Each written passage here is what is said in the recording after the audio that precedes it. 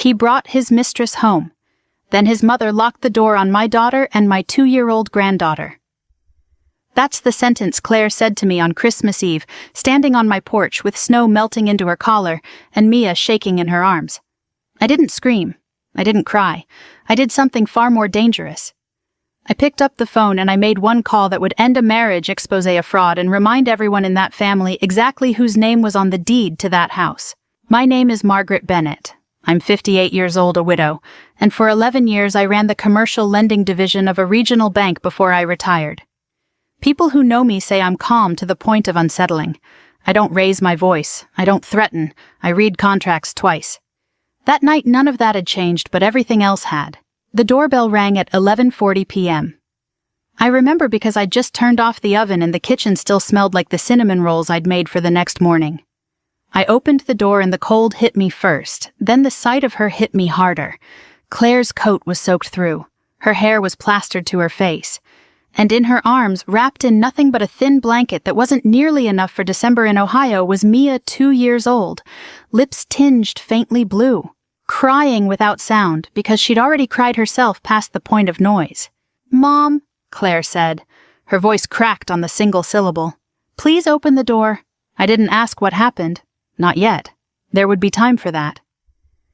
I took Mia from her arms. She was lighter than she should have been, or maybe that was just fear talking, and I carried her straight to the guest room where I keep an old space heater for exactly this kind of emergency, though I'd never imagined it would be needed for my own granddaughter. I peeled off her wet clothes, wrapped her in one of my old sweaters, and held her against my chest until her shivering slowed. Claire stood in the doorway, arms wrapped around herself, watching, saying nothing. I warmed milk on the stove, got Mia to drink most of it, tucked her into the bed with 3 blankets and the small lamp that cast stars on the ceiling. I'd bought it for visits, never thinking it would be needed under circumstances like this. She fell asleep within 20 minutes, exhausted past resistance. Only then did I sit down across from Claire at my kitchen table, 2 mugs of tea between us, and ask. "He brought his mistress home," Claire said. "Tonight, Christmas Eve. He walked her through the front door like she belonged there. And when I said something, when I asked him what he thought he was doing, his mother stood right there in the hallway and told me this wasn't my house to make a scene in." I kept my hands wrapped around my mug, kept my voice level. "Go on." "She said," Claire stopped, swallowed. "She said, this is Daniel's house now. Like I was a guest who'd overstayed, like Mia and I were something to be swept out with the wrapping paper." I want to explain something about Daniel Brooks, my son-in-law of 5 years, so that what happened next makes sense. Daniel is the kind of man who is handsome enough that people forgive him for being lazy and charming enough that people forgive him for being cruel. He'd never held a job longer than 2 years. He'd never once in 5 years made a mortgage payment on that house. I know because I'd made sure quietly, discreetly years ago that the down payment on that home came from an investment structured entirely in my name, and Claire's filed, properly documented legal. Daniel had signed papers acknowledging the arrangement back when the house was purchased. Whether he understood what he signed was another matter entirely. "Do you want to go back?" I asked Claire. It was the only question that mattered right then. Everything else, the anger, the legal maneuvering, the reckoning that was already forming in the back of my mind, none of it meant anything if she wanted to return to him. She looked toward the guest room, toward her sleeping daughter, and something in her face went still and clear like ice finally settling after a long crack. She shook her head. "Good," I said quietly, and I meant it with my whole chest. I didn't call the police. There was nothing criminal, not yet, not that a cruiser could fix. I didn't call Daniel. I had nothing to say to a man who'd let his mother lock a 2-year-old out in 20-degree weather. Instead, once Claire had gone to lie down beside Mia, I sat alone at my kitchen table with my tea gone cold, and I picked up my phone. I scrolled to a name I hadn't called in almost a year. Warren Michaels, the attorney who'd handled the paperwork on that house 5 years ago, the one who knew exactly what Daniel had signed, and more importantly, what Daniel had never bothered to read. It was nearly midnight on Christmas Eve. He picked up on the 3rd ring voice, rough with sleep. "Margaret," he said, "this better be good." "It's not good," I told him. "It's necessary. I need you to pull every file on the Maple Street property first thing tomorrow morning. And Warren, I need you to remind me exactly what happens to a man who signs a contract without reading it." There was a pause on the line, and then slowly I heard him understand.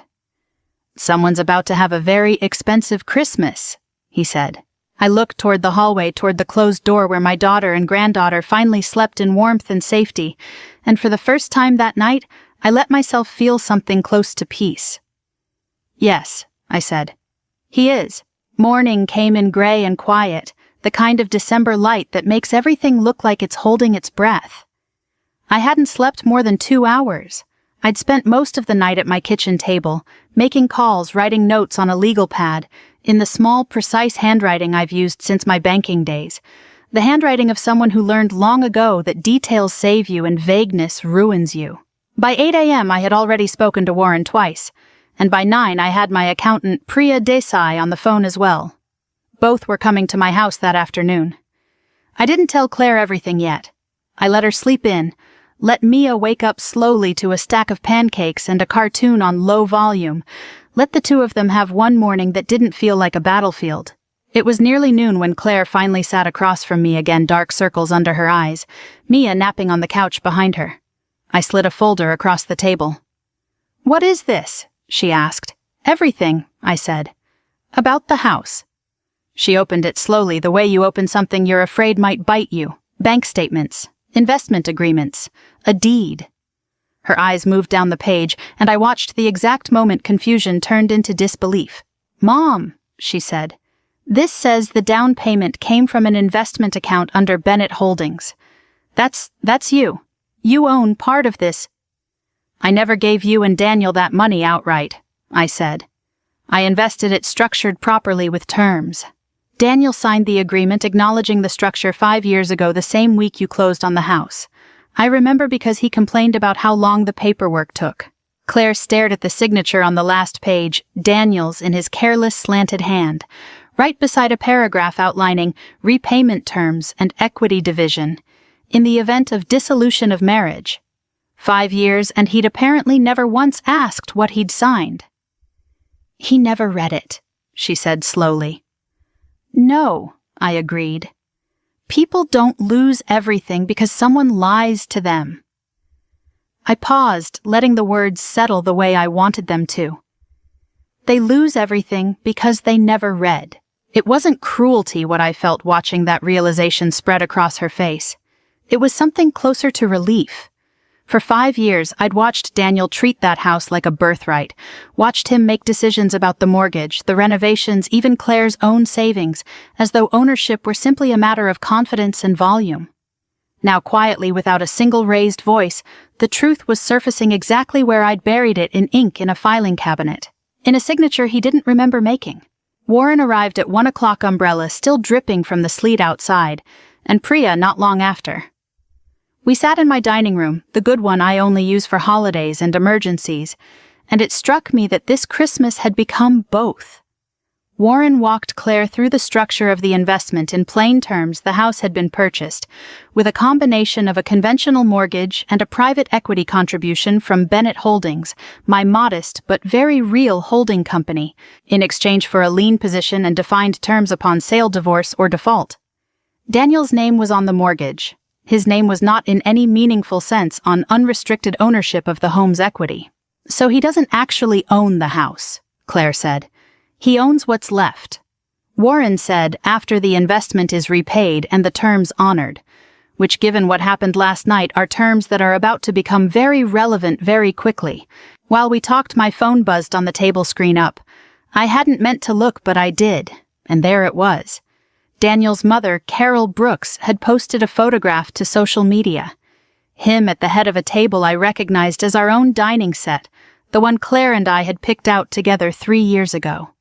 Beside him, a woman I'd never seen laughing at something off-camera, one hand resting comfortably on his arm, as though she'd sat in that chair for years, not hours. The caption read, "Our family is finally complete this Christmas." I turned the phone face down before Claire could see it, but I wasn't fast enough. She'd caught the corner of the image, and her jaw tightened in a way I recognized from her childhood, the same look she used to get right before she'd say something she couldn't take back.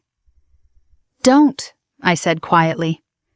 Don't be furious that he's parading her around in my dining room the morning after he put my daughter out in the snow. Be furious, I said. Just don't be loud about it, not yet. I reached across and closed my hand over hers. Silence is evidence, Claire. Every post he makes, every picture, every smug caption, it's a timestamp. It's proof of exactly how little this cost him emotionally in his mind. Let him keep building that record. We'll use it. She didn't like it. I could see that in the way her shoulders stayed rigid, the way she pulled her hand back to wrap it around her mug instead. Claire has never been a patient person, not the way I am. She gets that fire from her father. May he rest, who used to say silence felt like losing. I understood the impulse. I simply no longer believed it was true. By the time Warren and Priya left that afternoon, we had a plan taking shape, quiet as a held breath. A full financial audit of the joint accounts, a formal notice regarding the Bennett Holdings lien, and discreetly a private investigator named Tom Ruiz, who Warren trusted for matters requiring documentation rather than confrontation. I hadn't told Claire about Tom yet. There would be time. That night, after Mia was asleep and Claire had finally gone quiet on the couch beside me, staring at nothing, I thought about Daniel sitting at that table, believing himself untouchable, believing that a smiling photograph and a careless signature from 5 years ago could simply be papered over by charm.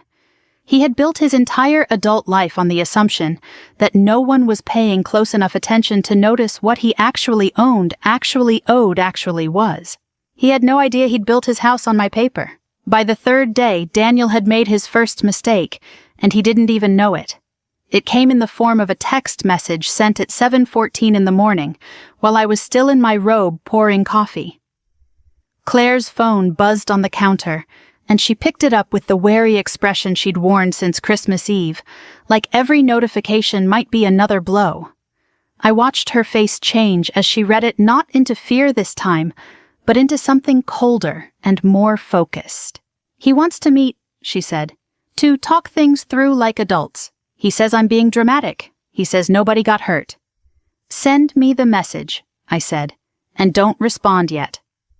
Over the next 2 days, Daniel sent more. An email accusing Claire of abandoning the marriage. A text claiming she'd taken Mia without his consent, which was almost funny given that he'd been the one holding the door open for another woman while his daughter stood outside in the cold. And finally delivered by a process server to my own front porch, divorce papers, filed swiftly, clearly drafted by someone who believed speed would catch Claire off guard before she understood what she was owed. He believed she'd panic. That's the thing about men like Daniel, they mistake a woman's composure for weakness, right up until the composure turns out to be strategy. Everything he sent we kept, every screenshot, every email header, every date and timestamp. I've spent decades in an industry built on paper trails, and if there's one thing I know in my bones, it's that people who lie carelessly always leave a trail wide enough to walk on. Daniel wasn't just lying. He was documenting his own dishonesty in writing and handing us the pen. Meanwhile, Tom Ruiz, the investigator Warren had brought in, had been quietly working for a week. He came to my house on a Thursday evening, a folder under his arm, his expression the particular blend of grim and satisfied that professionals get when the evidence lines up cleaner than even they expected. "You're going to want to sit down for this," he told Claire and me. He laid it out plainly. Over the past 8 months, Daniel had been transferring money, not large amounts at first, but steady, consistent withdrawals from the joint checking account into a separate account Claire had never known existed. Restaurant charges. Hotel stays, 3 of them all within a 20-mile radius, all charged to a credit card in Claire's name that she'd stopped using 2 years ago because Daniel had told her it was easier if he managed the household finances. But it went further than that. Tom had traced 2 withdrawals, $4,000 combined from a custodial savings account Claire had opened for Mia the day she was born. The account existed for exactly one purpose, her daughter's future. Daniel had accessed it using login information he must have taken from Claire's email years ago and never mentioned. I watched Claire's hands go still on the table when Tom said that part. Not shaking. Still. The particular stillness of a person absorbing something too large to react to all at once. He used our daughter's savings. she said quietly, "to take another woman to dinner." "It appears that way," Tom said, not unkindly. I didn't say anything for a moment. I thought of every dinner I'd sat through over 5 years, watching Daniel order the most expensive thing on the menu, without checking the bill, watching him buy Claire small, thoughtless gifts, while somehow never quite managing to contribute to the mortgage he didn't actually hold. I thought of how many times I'd bitten my tongue, telling myself it wasn't my marriage to manage my daughter's choices to make. I still believed that. But this was no longer simply a matter of infidelity. This was theft, dressed up in a wedding ring. "This isn't just a cheating husband anymore," Warren said when I called him that night. "Diverting funds from a marital account is one thing, courts see that constantly, and it complicates asset division, but it's common. Accessing a minor's custodial account without authorization is another matter entirely. That's not just a bad marriage, Margaret. Depending on how Ohio wants to treat it, that could be fraud." "Good," I said. "And I meant it the way you mean a diagnosis you've suspected for a long time, not glad for the illness, but relieved finally to have a name for it." Warren drafted a formal legal notice that week, outlining the discovery of the financial discrepancies and requesting a full accounting meeting with counsel present. I remember reading the document at my kitchen table, Claire reading over my shoulder, Mia stacking blocks on the floor beside us, oblivious the way small children mercifully are to the wars being fought over their heads. "He's going to think this is just about anger," Claire said. "He's going to walk into that meeting thinking he can charm his way out of it like he always does." "Let him think that," I said, because that was exactly the plan. Daniel had spent his whole adult life relying on the fact that people rarely dig deeper than the surface. He presents the easy laugh, the expensive watch. He couldn't really afford the confidence that made people assume competence. He walked through life assuming no one was reading the fine print. He was about to learn that someone had been reading it for 5 years. Warren smiled when he called to confirm the meeting date, a tone in his voice I hadn't heard from him in a long time. "You know," he said, "in 30 years of practicing law, I don't think I've seen a man build such a complete case against himself in under 2 weeks." "He's not finished yet," I said, watching through my kitchen window as the snow began to fall again, soft and steady, the same kind of snow that had been falling the night Claire showed up at my door. "Give him time." That evening, the invitation arrived, formally a meeting between both parties and their legal counsel scheduled for the following week, ostensibly to discuss the terms of an amicable separation. Daniel confirmed almost immediately his response, casual, almost cheerful, as if he were confirming a lunch reservation, rather than walking into a room full of paper trails with his own signature on every page. He had no idea what he was walking into. He still thought he was winning. The conference room Warren had chosen belonged to his firm's downtown office, all glass and gray carpet, the kind of room designed to make people behave better than they otherwise would. I sat beside Claire at the long table, Warren to her other side, a stack of folders between us that I'd organized the night before with the same care I once gave quarterly reports that determined whether a business got its loan approved. Daniel arrived 7 minutes late, which told me something all by itself. He wore a navy suit I didn't recognize, expensive, tailored, the kind of purchase a man makes when he wants a room to believe he's already won. His attorney, a younger man named Grant Ferris, carried himself with the brisk confidence of someone who'd been told this would be a quick, favorable negotiation. I imagine Daniel had described it to him that way. A wife who panicked.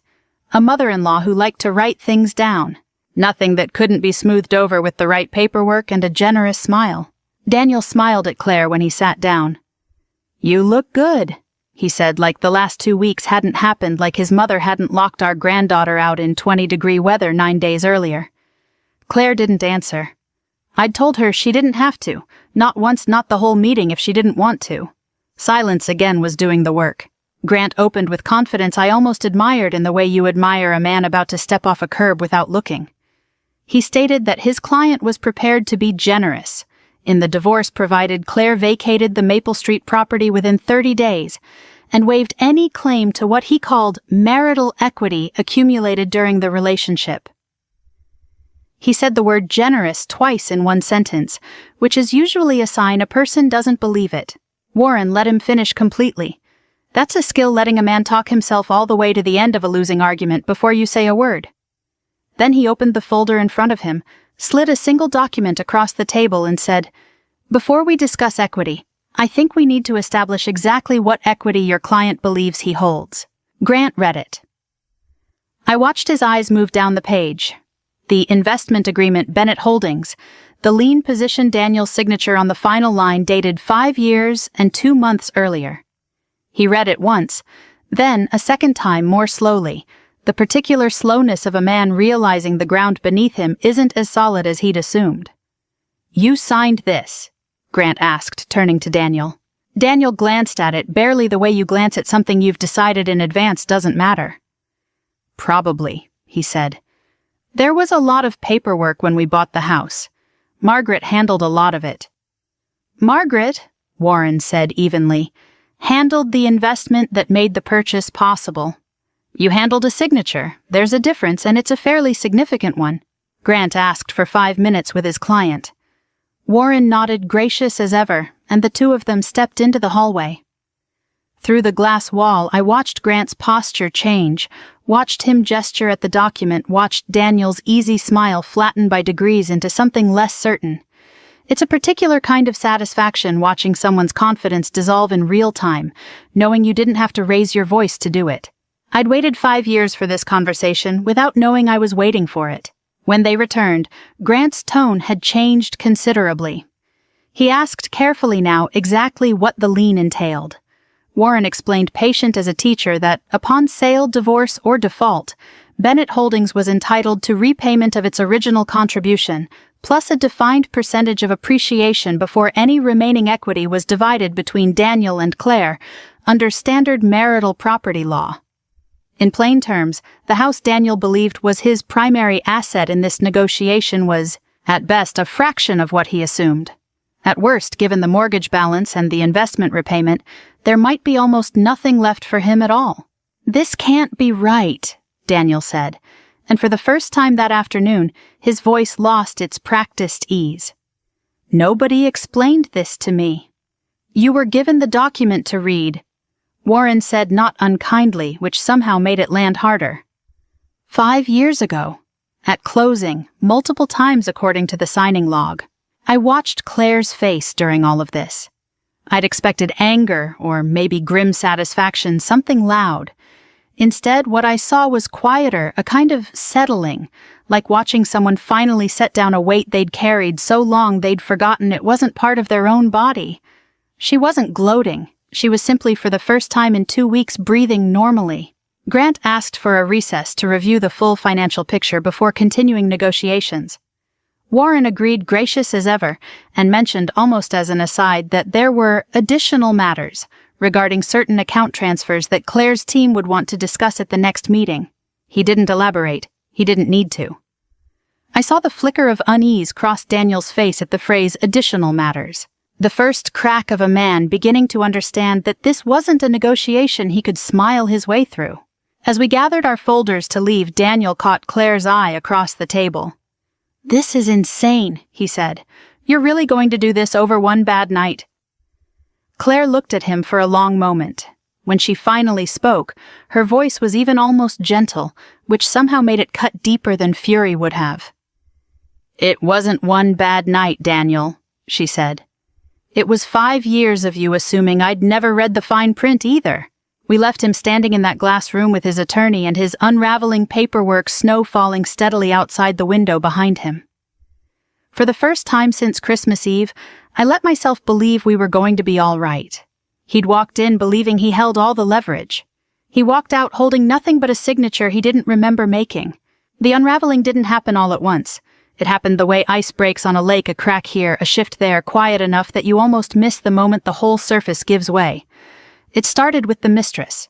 Her name, we'd learned by then through Tom's careful digging, was Vanessa Cole, 34, a marketing coordinator at the same firm where Daniel worked. Whatever Daniel had told her about himself, and I imagined it was considerable, given how thoroughly some men can reinvent their own biography for a new audience, the version of him she'd believed in was clearly more solvent, more stable, and considerably less complicated than the man now sitting across from divorce attorneys arguing about a lien he didn't understand. Tom's report noted that Vanessa had been overheard at the office twice, asking colleagues pointed questions about Daniel's financial situation, about the house, about whether the divorce was actually going to happen or just talk. People notice things like that. People talk. By the second week of January, according to a mutual acquaintance, Claire still kept in touch with Vanessa, had stopped answering Daniel's calls during the workday. Whatever picture he'd painted for her, the man with the house, the stability the future had apparently required Claire's continued absence, and Daniel's continued fiction to stay intact. Reality has a way of being a poor collaborator in other people's illusions. Then there was the neighborhood. I hadn't thought much about the Hendersons, who lived 2 doors down from what used to be Claire's house, until Warren mentioned that their home security camera happened to face the street, and by extension, the front walk of Daniel's mother's property, where Claire and Mia had been standing the night they were turned away. The footage was grainy, dated December 24th, time-stamped 11:22 p.m. It showed Claire at the door, Mia in her arms, and then, unmistakably, Carol Brooks stepping into the frame just long enough to close the door and turn the deadbolt while a 2-year-old stood in the cold. Warren obtained it through entirely proper channels, a simple request supported by the pending litigation. He didn't need to explain to me what it meant. A court doesn't need dramatics when it has time-stamped video. Word of it reached beyond the courtroom the way these things do. Claire's old friend group people who'd quietly wondered for 2 weeks why she'd left Daniel right before Christmas started hearing pieces of the real story, not from Claire, who'd said almost nothing publicly, but from the small ordinary channels through which truth eventually travels in any close community. A neighbor mentioning the video to another neighbor, a cousin of Daniel's asking pointed questions at a family gathering. By the 3rd week of January, the narrative Daniel had built so carefully wronged husband, dramatic wife misunderstanding blown out of proportion, had started to collapse under its own contradictions. The final crack came from an unexpected direction: his employer. Tom's financial trace had turned up something during the earlier audit that none of us had fully appreciated at the time. Several of the messages between Daniel and Vanessa had been sent from his company email account during work hours using his company laptop. When Warren's formal discovery request went out regarding the joint accounts, it apparently triggered enough paperwork that someone in Daniel's HR department flagged the correspondence for an unrelated compliance review. I don't know all the details of what followed inside that office, only what Claire heard secondhand, that Daniel had been called into a meeting with HR, that appropriate use of company resources had been mentioned, that his position, which had never been especially secure to begin with, was now the subject of a different kind of scrutiny entirely. Through all of it, I watched Claire change. Not dramatically, she wasn't a woman prone to visible transformation, but steadily the way a plant turns almost imperceptibly toward light. She went back to work the 2nd week of January, a marketing role she'd left years earlier when Daniel had insisted gently but persistently that it made more sense for her to stay home. Her old manager, it turned out, had never quite filled her position and welcomed her back within days. She started arranging childcare for Mia with a woman 2 streets over, a retired teacher named Ruth, who doted on my granddaughter like she'd known her for years. Claire started sleeping through the night again. She started laughing at things that weren't sad underneath. One evening, folding laundry at my kitchen table while Mia napped, she said almost to herself, "I keep waiting to feel like I lost something, and I don't. I just feel like I finally get to see clearly." I didn't say much in response. Some moments don't need commentary, only witness. But I thought about something my own mother used to tell me back when I was young and certain that dignity meant being loud about your pain. She used to say the strongest people are never the ones announcing their strength. They're the ones quietly becoming impossible to break while everyone else is still watching for the collapse that never comes. I said something close to that to Claire that night, watching her fold a small pair of Mia's socks with steady hands. The best revenge, I told her, is becoming impossible to break. She didn't answer right away, but she nodded slowly like she was filing the words away somewhere she could find them again on harder days. Meanwhile, Daniel's world kept narrowing. His job in question, his girlfriend distancing herself, his mother, according to Tom's last update, fielding uncomfortable questions from her own sisters about a video that had somehow found its way into a family group chat. The man who'd stood in a doorway 2 weeks earlier, certain he held every advantage, was discovering in real time just how much of his life had depended on no one looking too closely. The court date was set for the second week of February. Daniel, there I was told, had started asking his attorney whether a settlement might still be possible. Grant apparently had stopped promising him it would. The courtroom was smaller than I expected, and quieter. No cameras, no gallery of strangers, just wood paneling, fluorescent light, and the particular hush that settles over a room where people are about to have their lives rearranged by a stranger in a black robe. Claire sat beside Warren at one table, dressed simply, her hands folded in her lap, the way I'd taught her when she was young and nervous before piano recitals, still hands, steady breath. I sat directly behind her, close enough to reach forward and touch her shoulder if she needed it, though she never once looked back to ask. Across the aisle, Daniel sat beside Grant, his navy suit replaced today by a gray one, less obviously expensive, as though even his wardrobe had begun adjusting to his new, smaller circumstances. Judge Eleanor Whitfield presided, a woman in her 60s, with the unhurried manner of someone who had seen every version of this room's particular grief and had long since stopped being moved by performance. She had, Warren told us beforehand, already reviewed the full submission, the investment agreement, the financial records showing the withdrawals from the joint account, and from Mia's custodial savings, the neighbor's security footage time-stamped 11:22 p.m. on December 24th. And the correspondence between Daniel and Vanessa sent from his company email. There was no shouting. No one raised their voice. It was, I think, the quietest destruction I have ever witnessed. Judge Whitfield began with the financial matters, her voice flat and procedural, as she moved through each exhibit. She noted without particular emotion that the evidence clearly established Bennett Holdings' lien position on the Maple Street property, entitling repayment of the original investment, plus the defined appreciation percentage prior to any division of remaining equity. She noted, too, the unauthorized withdrawals from the custodial account, established for the benefit of the minor child, describing them in the careful language of the law as deeply troubling and potentially actionable beyond the scope of this proceeding. I watched Daniel's jaw tighten at that phrase. Grant leaned over and whispered something, and Daniel nodded stiffly, staring straight ahead. Then came the matter of custody, and this was the part I had privately worried over most, because I know how these things can sometimes go, how a court can weigh things in ways that feel unjust to the people living inside them. Judge Whitfield addressed it directly, almost as if she anticipated the tension in the room. Infidelity in and of itself, she said, does not determine custody in this state. A parent's romantic choices, however painful to a spouse, are not typically grounds to limit access to a child. She paused, and I felt my stomach tighten, uncertain where this was going. However, she continued, the security footage submitted into evidence shows a 2-year-old child left outside in 20-degree weather at 11:22 at night on Christmas Eve, while inside that same residence. An adult member of the household made the deliberate choice to lock the door rather than allow the child inside. That is not a matter of romantic choices. That is a matter of the child's welfare, and it speaks directly to this court's assessment of the environment being offered to this minor.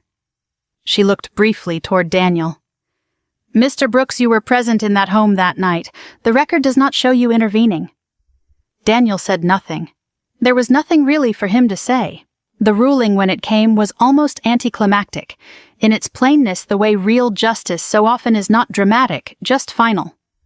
Full physical custody of Mia to Claire with supervised visitation for Daniel, pending a further review in 6 months. The Maple Street property to be sold with proceeds first satisfying the Bennett Holdings lien, and its accrued interest, the remainder divided according to standard marital property division, adjusted downward for Daniel, given the documented misuse of joint and custodial funds. Judge Whitfield further referred the custodial account matter to the appropriate civil authority for potential separate action, which Warren later told me could mean real consequences beyond what we'd already secured. I watched something in Daniel finally break, not loudly but visibly, his shoulders dropping, his eyes fixed on some point on the table in front of him that wasn't really there. Whatever version of himself he'd carried into that courtroom, confident even in defeat, certain that charm might yet rescue him one more time, it didn't survive Judge Whitfield's flat, unhurried recitation of facts. Outside the courthouse, the air was sharp and clean, the kind of cold that feels honest after a room full of consequences. Claire stood on the steps for a long moment, not speaking, just breathing it in. I didn't rush her. Some silences deserve room. We learned in the days that followed how quickly the rest fell away. Vanessa we heard through the same network of neighbors and old friends that had carried news to us all.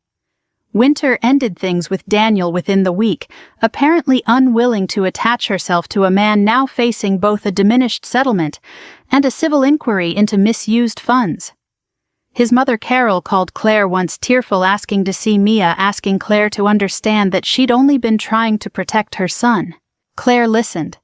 She didn't agree to anything. She simply said she'd think about it, which was more grace, I thought, privately than the woman had shown standing in that doorway 2 months earlier. That evening back at my house, Claire sat on the floor with Mia building a tower of blocks that Mia gleefully knocked down again and again, laughing each time with the pure, uncomplicated delight only a 2-year-old can manage. I watched them from the kitchen doorway, a dish towel still in my hands, and felt something in my chest loosen that had been tight since Christmas Eve. "It's over," Claire said quietly, not looking up from the blocks. "The hard part is," I said. "The good part's just getting started." She looked up at me then, and for the first time in 2 months, her smile reached all the way to her eyes. A year moves faster than you expect when you're finally living, instead of just surviving it. And yet, standing in the doorway of Claire's new house on Christmas Eve, watching snow fall past the porch light, exactly the way it had the night she'd knocked on my door, I felt every single day of that year settle into place at once. The house was smaller than Maple Street, a modest 3-bedroom on a quiet street across town. But it was hers, bought with her own name on the deed. This time, her own signature on every page read twice before she signed anything, a habit she'd picked up from me, without either of us ever discussing it directly. She'd started as a marketing coordinator in January and been promoted to team lead by autumn. She kept saying she couldn't believe how much she'd forgotten she was capable of. Mia was 3 now. No longer the shivering toddler I'd carried in from the cold, but a small hurricane of energy tearing across the backyard in a coat 2 sizes too big, chasing nothing in particular, shrieking with the specific joy that only small children and dogs seem to access so effortlessly. I stood at the kitchen window with a tray of cookies watching her, and thought about how much can change in the space of 365 days. How a life that looked shattered on one Christmas Eve could look whole again by the next. I'd moved my baking operation to her kitchen that afternoon, the same recipe I'd made every December for 20 years, and Claire worked beside me, flower on her sleeves, humming something low and tuneless the way she used to as a girl. There was an ease between us now that hadn't fully existed before, not because our relationship had ever been bad, but because surviving something together tends to strip away whatever performance was left in a family and leave only the real thing underneath. Daniel came by around 4 as arranged beforehand, carrying a wrapped gift for Mia, and an expression I hadn't seen on him before. Something quieter, less certain of itself. The look of a man who has spent a year discovering exactly how much his confidence used to be borrowed from circumstances rather than character. The civil inquiry into the custodial account had ended in a settlement requiring restitution paid in full over the summer. His job had not survived the spring. The version of him standing on Claire's porch that afternoon was smaller in every way that mattered, and I don't say that unkindly. I think in some strange way it might have been the beginning of something better for him, though that was no longer any responsibility of ours to manage. "Thank you for letting me come," he said to Claire, standing awkwardly at the threshold, the gift held in front of him like a shield. "She's your daughter," Claire said simply. "That doesn't change." He knelt down when Mia ran to him, scooped her up, and I watched something in his face crack open briefly before he composed himself again. Before he left, he turned back to Claire on the porch, snow catching in his hair. "I'm sorry," he said, "for all of it. I know that doesn't undo anything." "No," Claire agreed. "It doesn't, but I appreciate you saying it." She didn't invite him to stay. She didn't need to perform forgiveness she didn't fully feel yet, and I was proud of her for knowing the difference between grace and self-erasure. He left with a wave to Mia and didn't look back, And Claire closed the door gently, no slamming, no drama, just the quiet click of a life moving forward on its own terms.